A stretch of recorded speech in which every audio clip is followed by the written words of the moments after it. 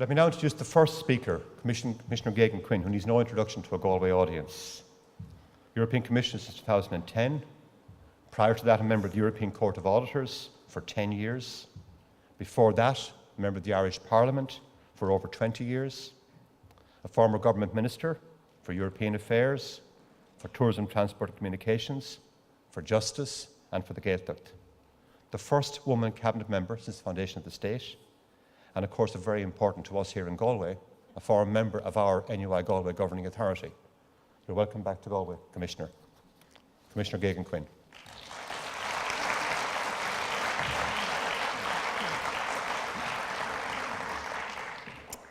Uachtarán na héireann, uachtarán de brún, a chóchaintúirí agus roiin uisle. Bhfuilm sa freisin fíorchaoin fáilte ar a rómhir fad hiag mo chunda héin agus mo chathir héin agus tá dúla mar nó go méid deisagaí cuid gon chathir, beidir cuid gon chunda ag ceall sa le Walkership.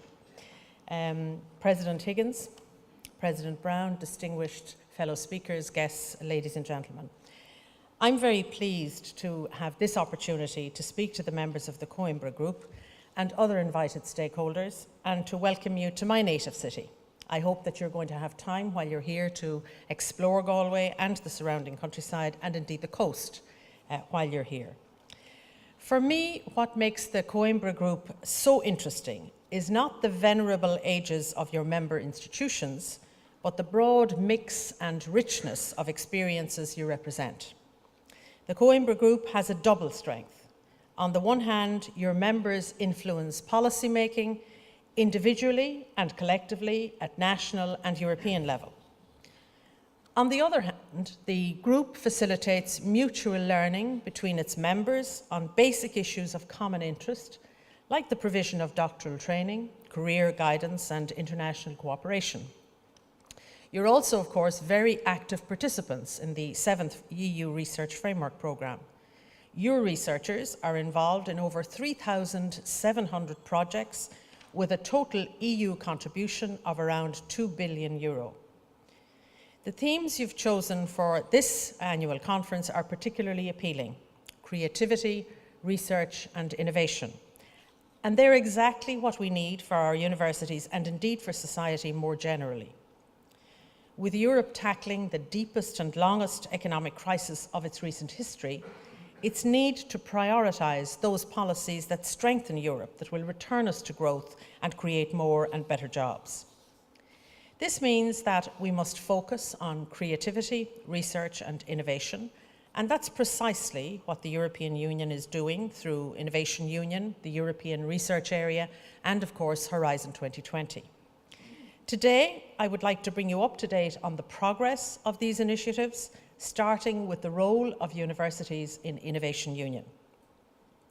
Innovation Union, as all of you know, is one of the 7 flagship initiatives of the Europe 2020 strategy for smart, sustainable and inclusive growth. Innovation Union, adopted in October 2010, is our roadmap for boosting Europe's innovation capacity.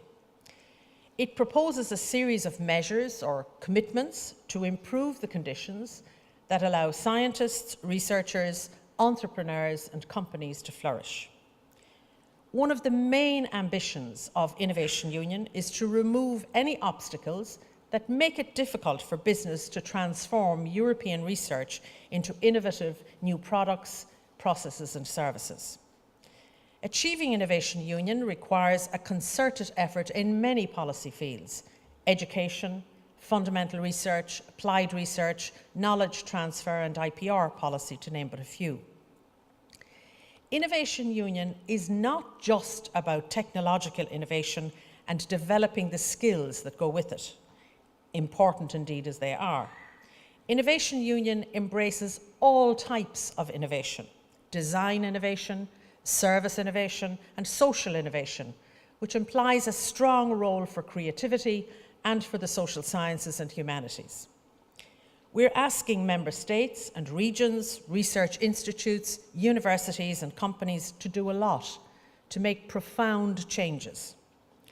We've made good progress on the 34 different commitments contained in Innovation Union, including the unitary patent, the European Passport for Venture Capital Funds, and innovation-friendly public procurement. So we've made a good start, but we're not yet there.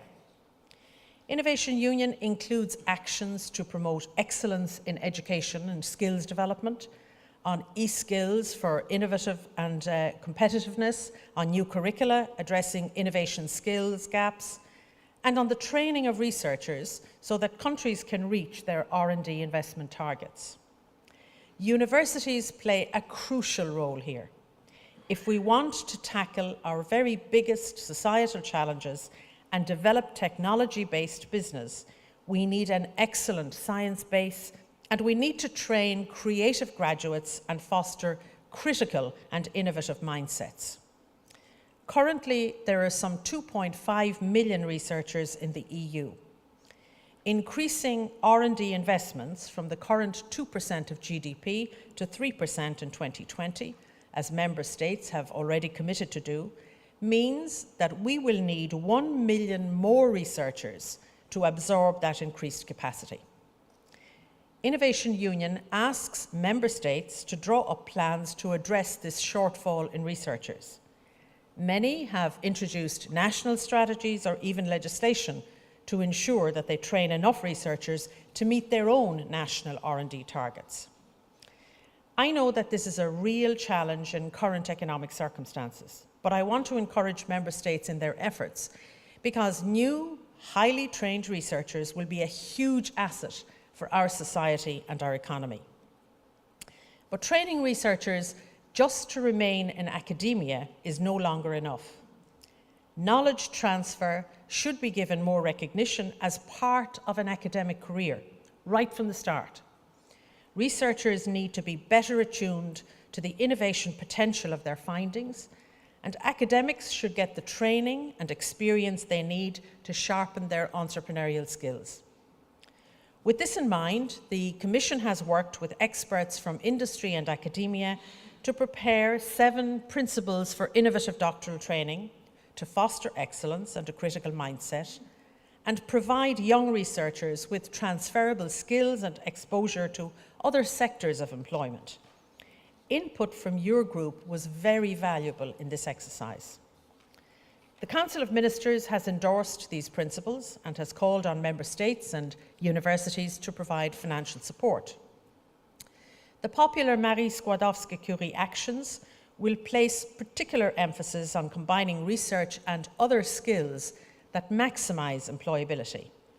It will also create the European-level industrial PhDs, offering researchers invaluable experience in industry for at least half of the duration of their PhD. To fulfil one of the major Innovation Union commitments, the Commission launched in July of last year the reinforced European Research Area Partnership for Excellence and Growth. Our idea, strongly supported by all 27 member states of the EU, is to create a European Research Area, or ERA, as a single market for knowledge.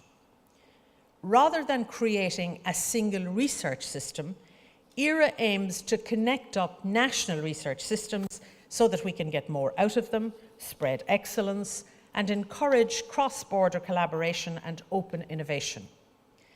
And ERA will help ensure a sufficient supply of highly qualified workers by offering researchers more attractive and rewarding careers, and by removing any obstacles to mobility across sectors and countries. So the ERA initiative sets out a series of measures to enable researchers, research institutions and businesses to better collaborate, move and compete across borders. It identifies concrete steps to be taken by EU member states, stakeholders and the European Commission, working together within a reinforced partnership. The Commission is closely monitoring progress, and at the request of the heads of state and government, we'll present our first progress report at the European Council meeting this coming October. But ERA doesn't just ask governments and administrations to take action. Universities and research organisations must also implement reforms. When the European Commission adopted the ERA communication last July, I signed a number of memoranda of understanding with research stakeholder organisations such as the European Universities Association and LERO, organisations which also represent individual Coimbra Group members, and the commitments made concern the 5 big ERA priorities. First, more effective national research systems, ensuring that funding is allocated on a competitive basis to the best and most productive researchers and research teams. Second, optimal transnational cooperation and competition, removing barriers that prevent joint actions from getting off the ground, raising quality through Europe-wide open competition, and using key research infrastructures on a pan-European basis. Third, an open labour market for researchers so they can move freely across the continent, making research grants and pensions portable and ensuring open, transparent and merit-based recruitment is a must. Fourth, we need to improve gender equality and mainstreaming in research to put an end, finally, to the scandalous waste of female talent. And fifth, we need to ensure better circulation, access and transfer of scientific knowledge, including via digital era, meaning wider and faster access to scientific publications and data. Universities play a vital role in all of these areas. Besides the doctoral training that I already mentioned, I would like to mention briefly 3 actions that I think are particularly relevant to you. More than 200 institutions from across Europe are now engaged in a peer review exercise of their human resources strategies in line with the European Charter for Researchers and the Code of Conduct for the Recruitment of Researchers. About 130 of them have received the HR Excellence in Research logo for their efforts. Only a few members of your group are taking part. So I would recommend that you consider how a similar exercise could be organised for your members, knowing that today good HR has become a crucial factor in attracting and retaining the best staff. Researchers will be reluctant to move country if they're afraid that this will negatively impact and affect their supplementary pension rights. This is clearly a break on the free circulation of researchers and knowledge that is a cornerstone of the European research area. The European Commission is providing guidance to universities and other employers wishing to set up a European supplementary pension fund for researchers. A group of volunteer organisations has started defining the rules for the fund to be launched in 2014, and Coimbra Group members are very welcome to join in. The third issue that I want to highlight is knowledge transfer and open innovation. In my view, universities should become innovation centres for their region. They should train and retrain the workforce in cooperation with industry. Mobility between industry and academia should become the norm. A series of measures, of course, in this area are being proposed in Innovation Union, in ERA and in Horizon 2020. I've set up an expert group on knowledge transfer and open innovation, which in November will produce recommendations to underpin the development of a comprehensive policy approach to this issue. And we hope to learn from your experiences in this respect. Now let me say a few more words about Horizon 2020. Horizon 2020 represents a big change from the previous research framework programmes, because for the first time it brings together all of the EU's funding for research and innovation in one place.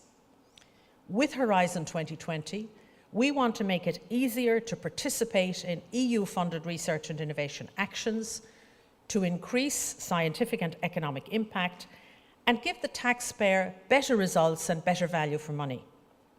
Horizon 2020 strikes the right balance between supporting excellent science, boosting the competitiveness of our industries, and tackling societal challenges. It is structured around 3 distinct yet mutually reinforcing pillars. Universities, of course, will play a role in all 3. The first pillar, excellence in the science base, will support frontier or basic research the bedrock of economic growth and the well-being of our society. This is obviously good for researchers, to whom we offer opportunities to work together and to develop ideas, as well as support for the Marie Skłodowska-Curie actions and research infrastructures. We have proposed a significant increase in funding to the extremely successful European Research Council, which in 6 years has already become a gold standard for excellence in research. The second pillar, on industrial leadership, aims to make Europe a more attractive place for businesses to invest in R&D and innovation. Key enabling technologies such as advanced manufacturing, nanotechnology and biotechnology underpin innovation across many industries and sectors. We will invest in order to maintain a lead in these technologies. An important aspect will be the development and implementation of research and innovation agendas through public-private partnerships that include strong and effective cooperation between industry and academia. The third priority of Horizon 2020, societal challenges, puts a strong emphasis on bringing together international and multidisciplinary teams of researchers to tackle the societal challenges of greatest concern to people and that meet the EU's broader policy agenda in areas such as health, energy, transport or climate change. Horizon 2020's focus on excellence will be complemented by measures to ensure that the programme is open to the widest possible range of participants, including newcomers. Talent will be nurtured to grow into excellence so that innovators and researchers from all over Europe can benefit. This will be in line with the approach of basing future funding for research and innovation under EU cohesion policy on the concept of smart specialisation, through which regions seek to develop their research and innovation strengths. The broad, multidisciplinary approach of Horizon 2020 will bring together universities, industry, public bodies and users to create innovative solutions that will meet people's needs. The twinning, teaming and Eirich actions will strengthen the scientific excellence and innovation capacities of emerging institutions and help establish new centres of excellence. Twinning aims to significantly strengthen an emerging institution's capacities in a specific field of research through cooperation with at least 2 internationally renowned counterparts in Europe. Rather than developing excellence in a specific field of research, teaming has the broader goal of significantly upgrading or creating new centres of excellence by teaming up with leading research counterparts in Europe. I believe that these twinning and teaming initiatives can provide sustainable anchor points of excellence in less research-intensive countries and regions. As members of the Coimbra Group, you are well placed, I believe, to engage in these activities, since you have a tremendous track record in successful cooperation at a grassroots level. The Eirich initiative aims to bring outstanding academics to institutions that have a high potential for research excellence. The Commission has launched a pilot phase under the current 7th Framework Programme, targeting institutions located in convergence regions. The deadline for submission of proposals is the end of this month, and the Commission will select the best proposals during the summer. This is a competitive process, and given the size of the pilot, not every country or region will be successful at this stage. However, we're just preparing the ground for Horizon 2020, where I would personally like to fund a much larger number of Eirich. I count on your group members to play an active role in promoting the Eirich initiative. We've had extremely positive reactions to our Horizon 2020 proposal from Member States, from the European Parliament and our very many stakeholders. We've worked hard to respond to the needs of researchers, and I'm pleased that the new strategic ambition of Horizon 2020 and across-the-board simplification has been so well received. Of course, Horizon 2020 is one part of the European Union's budget from 2014 to 2020, and this is currently under discussion in the European Council and also in the European Parliament. We proposed in the Commission an ambitious budget of €80 billion, and although the heads of state and government in February proposed a lower figure of just over €70 billion when they met in February, this represents a significant increase on the current budget and an important catalyst for growth and jobs in Europe.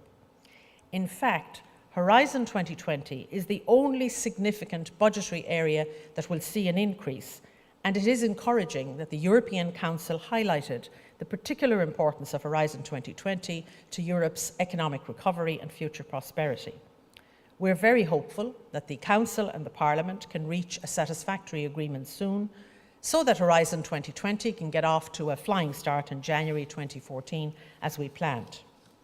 So, ladies and gentlemen, we share common goals to make our society more knowledge intensive, to prepare our young people for work, to foster entrepreneurship and to stimulate innovation. By combining education with research and innovation, people can develop the practical skills, the knowledge and creativity that will allow them to participate in an ever-changing economy. There's a great deal at stake.